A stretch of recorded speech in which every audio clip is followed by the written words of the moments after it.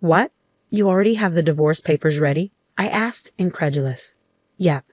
Scared you, didn't I? Lance replied smugly. I'm always ready for this, so you better think twice about what you just said. With that, my husband Lance stood up and went into his room. My name is Alice, a 28-year-old office worker. I married Lance a year ago after meeting him on a blind date. He pursued me, and after dating for a year and a half, we tied the knot. In hindsight, I might have rushed into marriage, driven by a vague desire to be married and have children before turning 30, so I accepted his proposal. However, I soon realized I should have been more cautious. The first shock came when Lance announced he was changing jobs right after we got married. I'm changing jobs, he said out of the blue. Why so suddenly? I asked. Because I can't show my full potential there, he replied. I thought, what the heck? He then told me he had already submitted his resignation and would be leaving at the end of the month. He managed to switch to a job he wanted, but the salary was lower than at his previous company. At the time, I didn't mind because I was also working. But then he started pressuring me to quit my job. I would have considered it if Lance's income could cover our living expenses. However, his new job paid less. Lance kept assuring me his salary would increase soon, but there was no timeline. If I quit my job now, we'd struggle to cover rent and other expenses.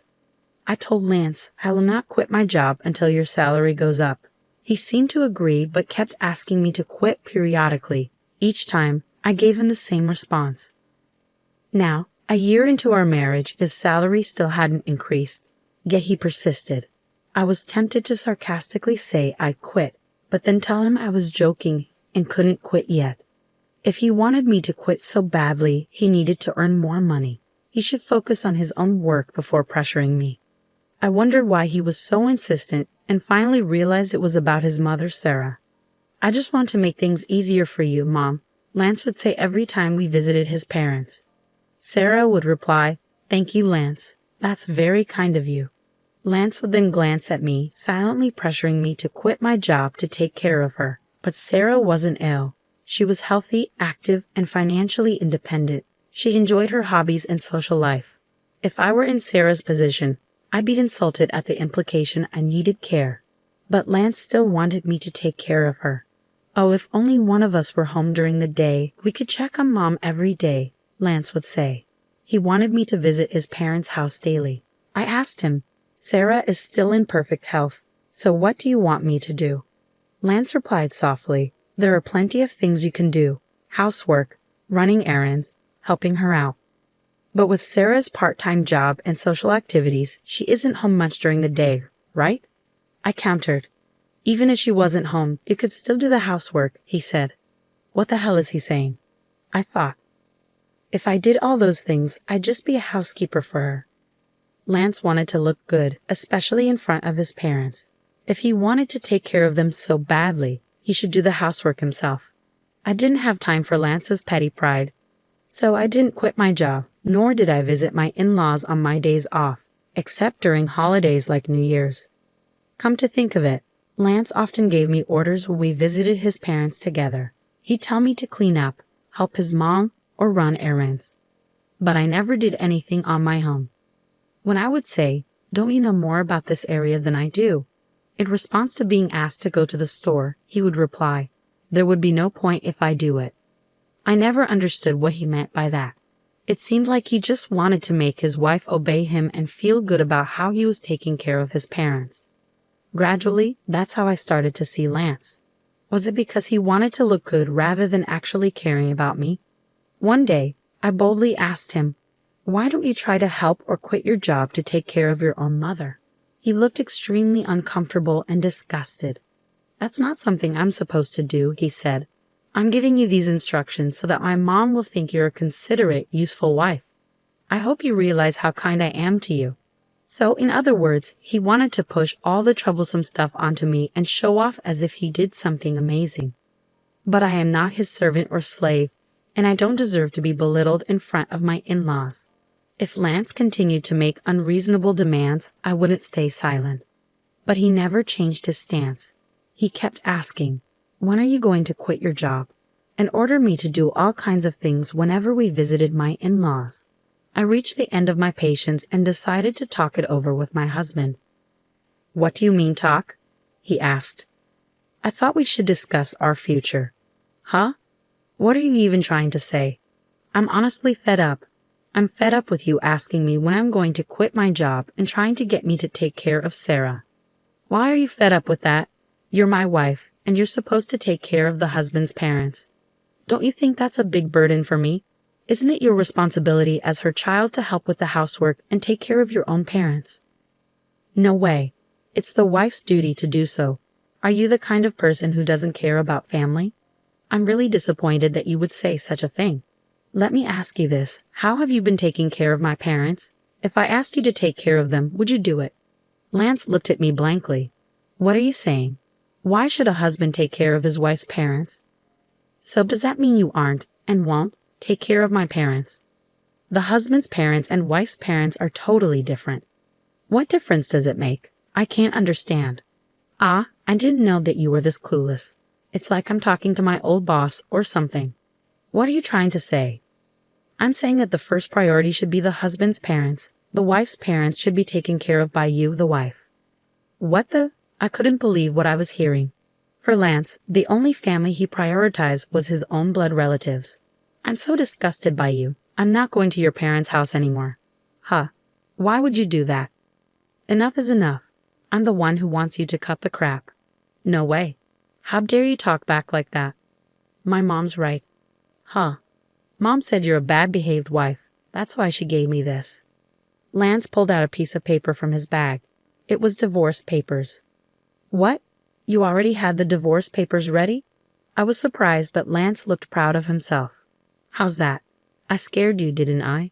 Because I'm ready for this at any time, so you better cool down and reflect on what you just said. With that, Lance got up and went into his room. No way. Why is Lance so selfish? His triumphant look made it clear he was using the divorce papers to threaten me into obedience.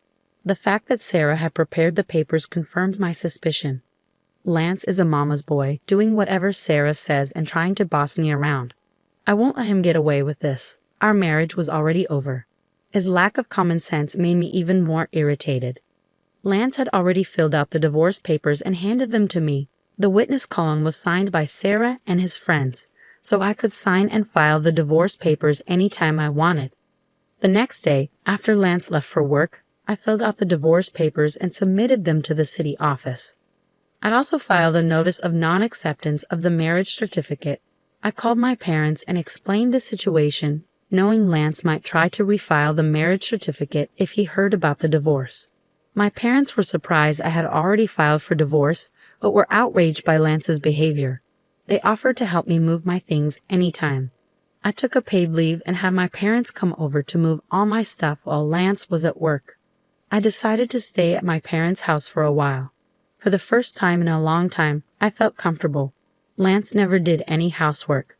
I was the one cooking, cleaning, and doing laundry, and he wanted me to take care of his parents too. It was impossible. That night, Lance called. Hello? Hey, where are you right now? I'm at my parents' house. Huh? Why the hell would you go back to your parents' house without my permission? And there's none of your stuff here. Don't tell me that you're staying the night over there. I almost laughed out loud. He really thought I was just staying over when I had taken most of my belongings with me. I moved out of the house. I'm not going back. Huh? What the hell are you talking about? Come back here and make me some food. Please prepare it on your own, I said, and hung up. I couldn't even talk to him about filing for divorce if he was going to be like this. So I decided to wait for him to come here and blocked his number. A week later, Lance finally got impatient and came to my parents' house with his parents. All three of them had grim looks. I led them into the living room, facing each other 3 versus 3. How could you be like this? I can't believe you would be gone for such a long time without my permission. Well, that's because you tried to use me as if I was your housekeeper, right? All I asked you to do was to take care of my family. My in-laws looked grim as ever. Sarah was glaring at me. Don't you dare say things like that. You always twist the truth to suit your narrative. You just forced me to take care of things you don't want to do, don't you? I've told you many times that's not what I mean. What kind of wife are you when Lance is doing so much for you? Seeing Sarah speak ill of me, my father was trembling. I knew he would lose his temper if I didn't intervene. Before he could lose his temper, I repeated what Lance had said to me. Lance told me to stop working and help Sarah, saying it was my duty as his wife. But when it comes to my family, he pushed me to take care of them on my own. In the end, Lance just wants me to obey him, take care of his parents, and take credit for it. He's been saying things like how his parents are more important or that they are a priority over mine. Has Lance ever said such things in front of you? I asked Sarah. Sarah was still glaring at me, but my father-in-law, Robert, looked at Lance with a clueless expression. Apparently, Robert had not heard this story. Time to spill the tea. What I couldn't believe was that Lance brought up the divorce papers and told me it was Sarah's idea. What? Did you suggest that to Lance? Robert questioned Sarah. Well, that's because Alice has an attitude, you know. Lance, did you also say that Alice's parents aren't a priority? Oh, well, that's because it's only normal for your own parents to be more important. Don't be ridiculous. I supported you because I thought you were being mistreated, but from what I see, you're the one at fault. Don't be a coward and try to use your parents' authority to get what you want. Lance shrank down completely.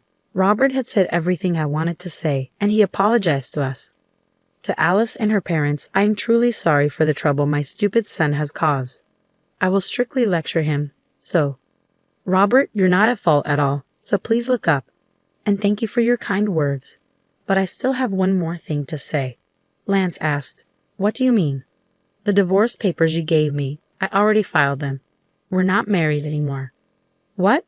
No. Lance and Sarah both turned pale. Why did you do that without my permission? Lance demanded. You told me you could file them any time you wanted, and you already filled out your part and had Sarah sign as a witness. Of that was, did you abolish? For what? No. Lance glanced at Robert, who was fuming. You said you used them to threaten me. I added on Lance's behalf. How can you be so stupid? Robert struck Lance on the cheek. Sarah was shaken. I sincerely apologize that you had to see that. You were right to divorce this idiot. I'm truly sorry for how Lance destroyed your marriage. Saying that, Robert grabbed Lance by the neck and said, You both better apologize too, and made Lance and Sarah apologize as well. Then he left the house with them. I have to thank Robert later. He definitely saved my parents from losing their temper. Robert made sure that all of Lance's property went to me in exchange for no alimony. Since Lance couldn't go against Robert, I was entitled to all our savings and assets from our marriage. I had a higher income than him and ran the household, so it was fair. But I can only thank Robert for making sure the entire amount, which would have been split unfairly, went to me. I heard that Robert was so disgusted with Sarah that he divorced her. Recently, I met a colleague from Lance's old workplace. He told me Lance wasn't good at his job and was scolded by his boss constantly. Lance had resigned to spite his boss and changed jobs. I had never heard this story before, and I was fed up with Lance. Lance had blamed everyone for his own lack of ability. That's why he didn't earn much at his new job, so I'm glad I left him. I rented a single-room apartment and lived comfortably on my own. Work is going well, and I just got a raise. Since I don't want to be in a relationship for a while, I will focus on my job. Lance couldn't do his job because he cared too much about appearances. He maintained his dignity at home but nowhere else. He should have focused on improving his skills instead. Still, many husbands think divorce papers can be used as a threat. They think they are all that, but they're mistaken. I hope these people get divorced and move on to a life of loneliness. I'm glad Alice broke off their relationship. I hope she meets someone wonderful in the future. Thank you for watching until the end. Please subscribe to our channel. See you in our next video.